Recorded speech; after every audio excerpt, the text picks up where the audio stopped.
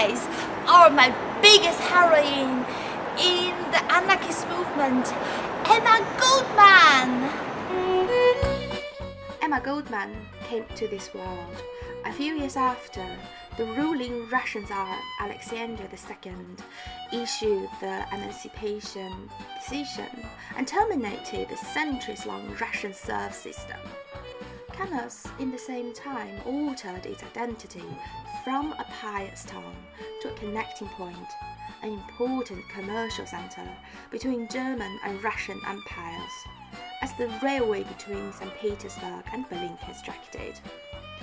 The Jewish residents, the Ashkenazis and Hasidics, made up approximately 30% of the total population. When the Ashkenazi came to Lithuania, after they have settled, they start to build a new edifice which would honor their Talmud and Torah for their posterity, and this is absolutely fantastic.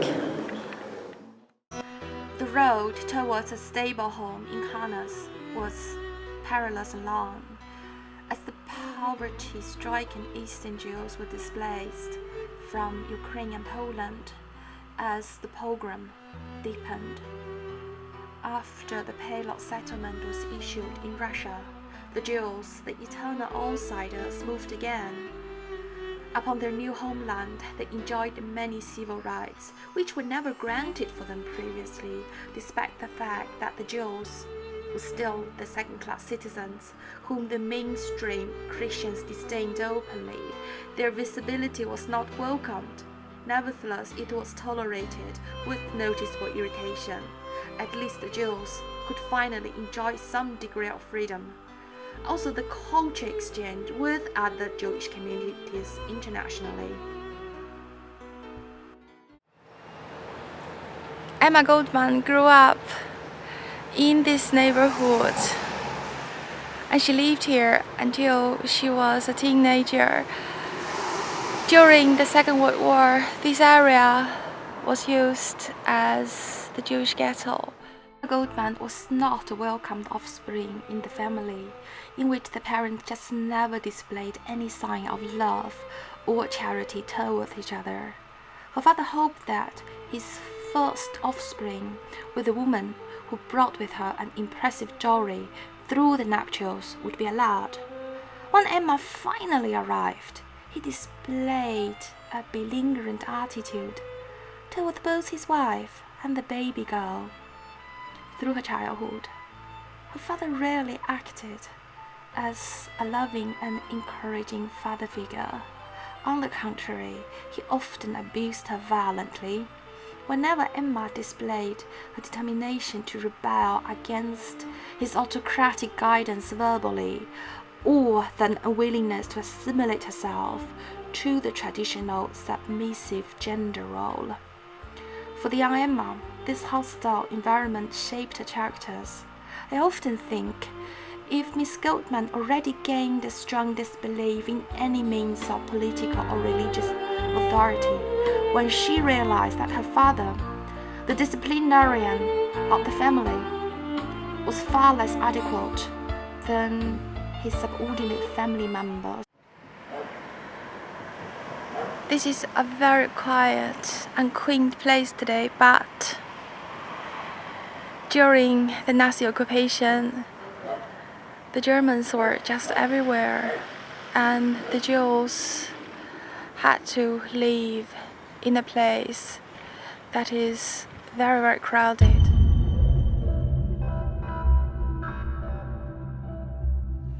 The life in the ghetto is really difficult. Just look at this model behind me. This was found in one of the remaining dwellings where a Jewish family lived. The sanitary system was almost nothing, and they had very little hope while living in such a place with their children, with their babies. I think every Jewish child who lived in the ghetto, which was subjected to the most humiliating surveillance in the 40s, must have an acute awareness of their obvious differentness. Suddenly, they could no longer visit the beautiful city centers or enjoy a simple outing in the green areas in the weekends. Any means of joy became an unreachable, luxurious fantasy. I cannot imagine how the teachers who tried to give the young children some means of education in the underground school, which was clandestinely organized, could motivate these young people to learn, to prepare for a future which might never arrive. When digging the underground bunkers with their parents in the nighttime, or hearing the horrible fates of the Jewish victims in various death camps from the newly arrived refugees, many young people must have wondered the purpose of their lives, also the prospect of their future based upon their current bleak realities. As the German soldiers continue to force more and more healthy Jewish people to relocate to various forced labor camps, serving the military industry under inhumane living conditions, the children had to grow up fast. The brave Japanese diplomat Sugihara saved many Jewish lives by giving them a lifetime visa to Japan during the Second World War. Wartime, it was dangerous to travel abroad without a valid visa.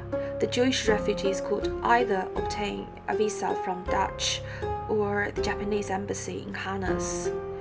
The requirement for obtaining a visa was strictly formulated. Nevertheless, the brave Japanese diplomat defied the regulations in the brink of the war, saving many innocent Jewish people's lives.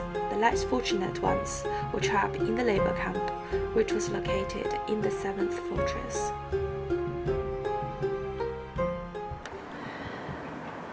This is the watchtower. From here, the guards will have a very good view over the entire complex. And the view from here is actually spectacular.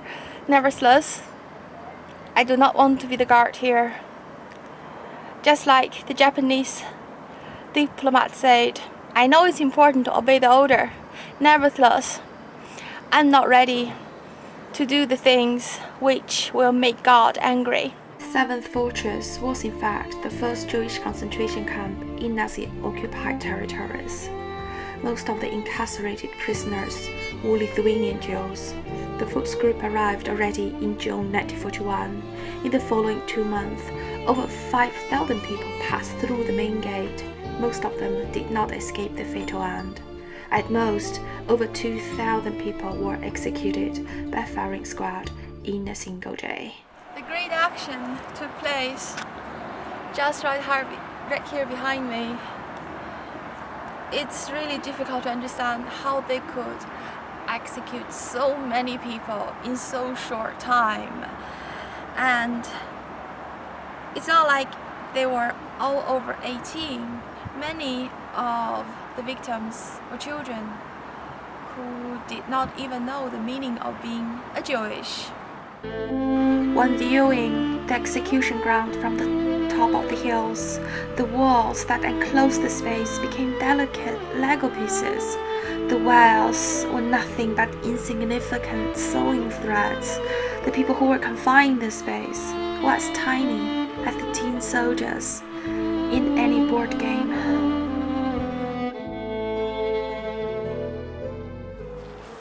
This is the first place the prisoner will be welcomed by their fearsome guard. Welcome to hell. The 9th Fortress is today a museum showing how the Jews spent their last days of their lives before their executions. We did not see any ostentatious items among their personal belongings, which would confirm the fact that the Jewish people were the blood-sucking capitalists. Nor did we find any writing material, which would indicate that the Jews were united to conspire against the Gentiles. Nevertheless, the bleak living condition, especially the idiosyncratic scent which would only appear in a cold, moisture environment, forced us to contemplate what they would be thinking before their executions. This is a familiar scene. I have seen in various documents like a million times, where Jewish prisoners have to share a very narrow space when they're sleeping. This bunker bed does not look nice to me. The Jewish prisoners came from all walks of life.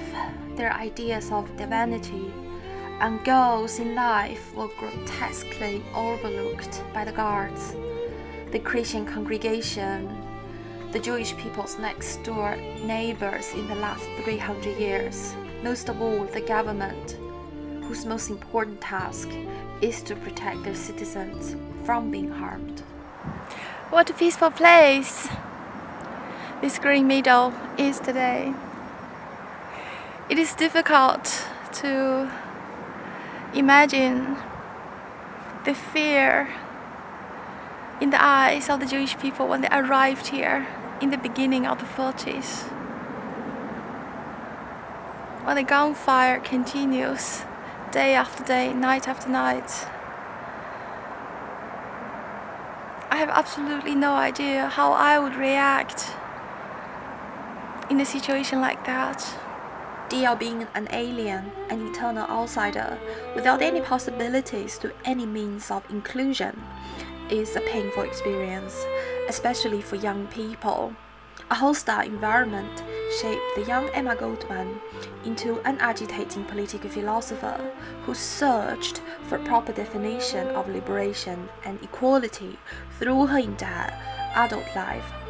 Although many might argue that she did not bequeath the quintessential Jewish traits, nevertheless, her resilience and desire to defend her own ideas was precisely an obvious consequence of her study of Talmud. The perished Jewish victims in the wartime were the prosperities of the Jews who migrated to the Palestine settlements 150 years previously. They were socially marginalized by the mainstream society in the only homeland they knew from birth. Their achievements never gave them any sense of respect amongst the Gentiles. Sadly, their differenceness was precisely the most important incentive whenever some crazy politicians single out a certain group of people as the obvious scapegoat.